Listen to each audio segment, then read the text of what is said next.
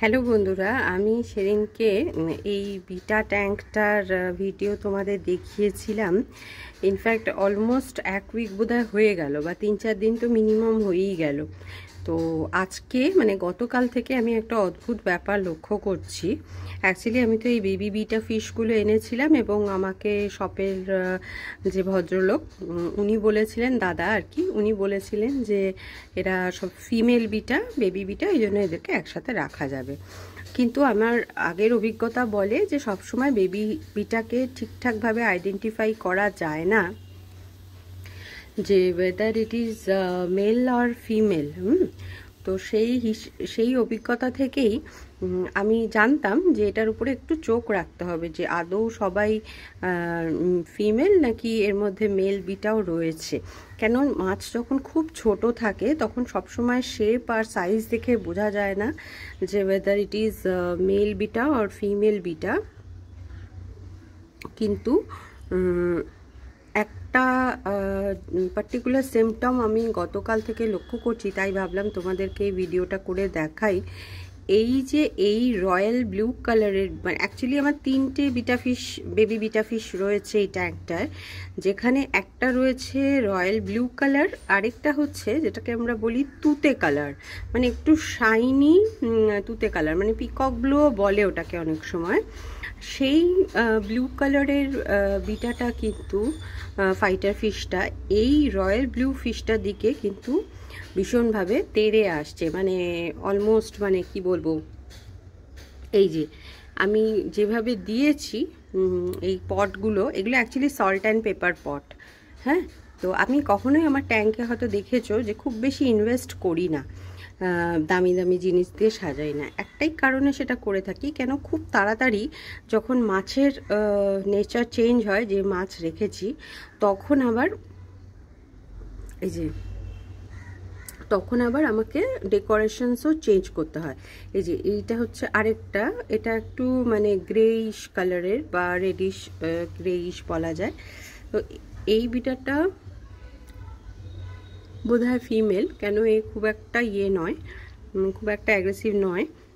আরেকটা জিনিসও লক্ষ্য করেছি, পটের ভেতরে ওরা খুব সুন্দর, এই যে এই যে এই যে একটা একটা মারপিট মতো শুরু হয়ে গেছে এদের মধ্যে, একটা টেরিটরি নিয়ে একটা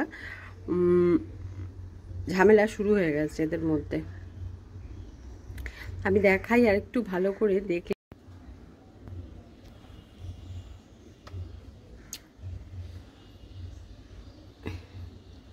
এই যে এইটা হচ্ছে রয়্যাল ব্লু বিটাটা,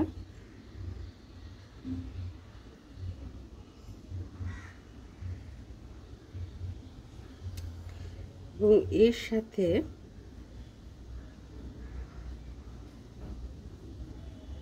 আরেকটা যে ব্লু কালারের আছে, পিকক ব্লু বা তুতে রঙের যে বিটাটা আছে শাইনি, ওইটার একটা দ্বন্দ্ব সৃষ্টি হচ্ছে। কেন, আমি এই যে এই যে এই যে এই যে এই যে তোমরা যদি যারা একটু এক্সপিরিয়েন্স আছে যাদের, বুঝতে পারবে কীরকম মারপিট শুরু করে দিয়েছে। আমি স্ক্রিনটাকে আরেকটু,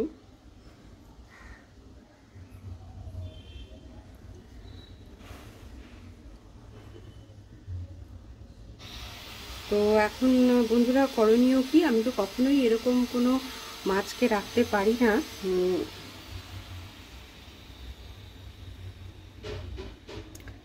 যারা দুজনেই মারপিট করছে বা মারপিট করতে শুরু করেছে। কেন, তাতে কি হবে, তাতে এই মাছগুলোই মারপিট করে অতিরিক্ত উত্তেজনার কারণে এদের শারীরিক ক্ষতি হবে। তো আমাকে যেটা করতে হবে, আমাকে ইমিডিয়েটলি এই মাছের ট্যাঙ্ক থেকে একটা বিটা ফিশ, দুজনের মধ্যে একজনকে তুলে অন্য জায়গায়, অন্য কোনো কন্টেনারে রাখতে হবে। এই যে এই দেখো, এই যে দেখলেই বোঝা যাবে কিভাবে একজন আরেকজনকে চেস করছে, they are not simply allowing each other. ওদের সাইটেই ওদের গন্ডগোল হচ্ছে, একজন আরেকজনকে দেখলেই ওদের মাথা গরম হয়ে যাচ্ছে। তো ইমিডিয়েটলি আমাকে একটা বিটাকে আলাদা করতে হবে, এবং সেটাকে আমাকে আপাতত একটা অন্য কন্টেনারে রাখতে হবে। পরে আমি ঠিক করেছি এই ট্যাঙ্কটাই আমি একটা ছোট্ট সেপারেটর দিয়ে আলাদা করে রাখবো, যাতে they can see each other at times, but এই যে কন্টিনিউয়াসলি ওরা কিন্তু ফাইট করছে, ফাইটিং মোডে আছে, এই জন্যই তো এদেরকে ফাইটার ফিশ বলে। বাট নর্মালি মেলগুলোই অ্যাগ্রেসিভ বেশি হয়, ফিমেলগুলো অ্যাগ্রেসিভ হয় না। আর আমার মনে হচ্ছে পিকক ব্লু যে বিটটা, ও ইভেন কোনো ওর এনভায়রনমেন্টের সঙ্গেও ইন্টারাকশন করছে না। আমি অনেকক্ষণ ধরে এখানে যদি বসে থাকি তাহলে হয়তো একবার কি আধবার পিকক ব্লু বিটাটাকে আমি দেখতে পাই, আদারওয়াইজ আমি দেখতে পাই না। তো ডেফিনেটলি আমাকে এটা একটা ইমিডিয়েটলি অ্যাড্রেস করতে হবে এবং বিটা সেপারেটর দিয়ে ওদেরকে রেখে দেবো, ট্যাঙ্ক সেপারেটর, যাতে ওরা আমাকে আলাদা কোনো আবার ট্যাঙ্কের ব্যবস্থা না করতে হয়। বা আমি ভাবছি আর কোনো ট্যাঙ্ক খালি করে আমি রাখবো, যাতে ওরা শান্তিতে থাকতে পারে এখানে এবং কোনো ঝামেলা না হয়।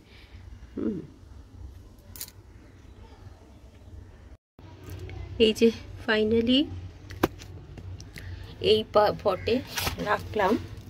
এখন এটা খুব একটা সুন্দর কোনো পট নয়, বাট এটার মধ্যে আমি ওই বিটাটা রাখলাম।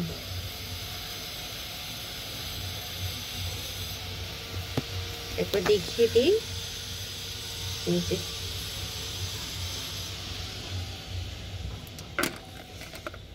এই যে এই যে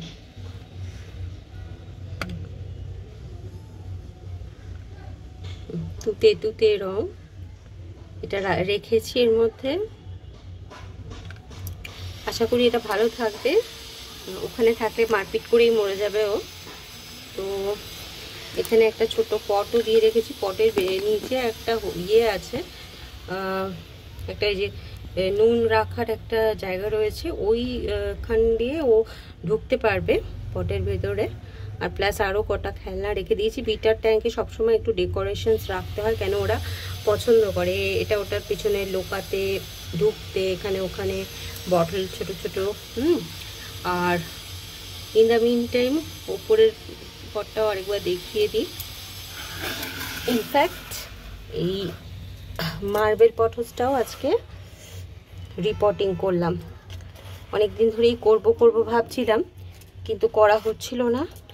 তো আজকে আমি পটটা কদিন আগেই কিনেছি, তো আমি আজকে এটা রিপোর্টিং করে দিলাম। এখন তাহলে এই ট্যাঙ্কে দুটো বিটা রইল, আই ডোন্ট নো, একটা বোধহয় মেল একটা বোধহয় ফিমেল। আর এই যে না দেখা যাচ্ছে না, একটু রোদ উঠেছে বলে ওরা বোধহয় লুকিয়ে আছে। আর একটা কাঁচের বটলও রেখে দিয়েছি। I think they will enjoy entering into it as well as getting out of it. আমার মনে হয় ওটাই ওদের খেলার জায়গা। এই যে একটুখানি দেখা যাচ্ছে,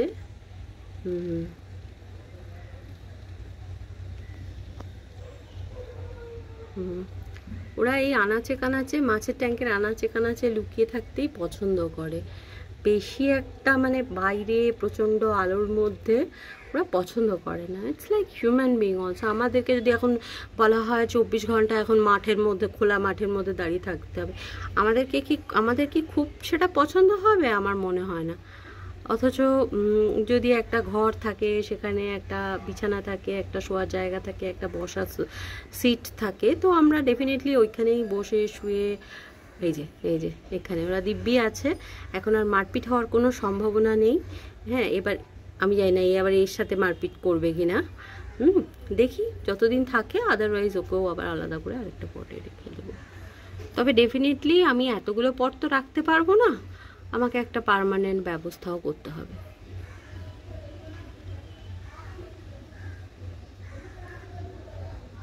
এই যে আস্তে আস্তে ঢুকবে এইটার মধ্যে, এই শিশিটার মধ্যেও ঢুকবে আশা করি।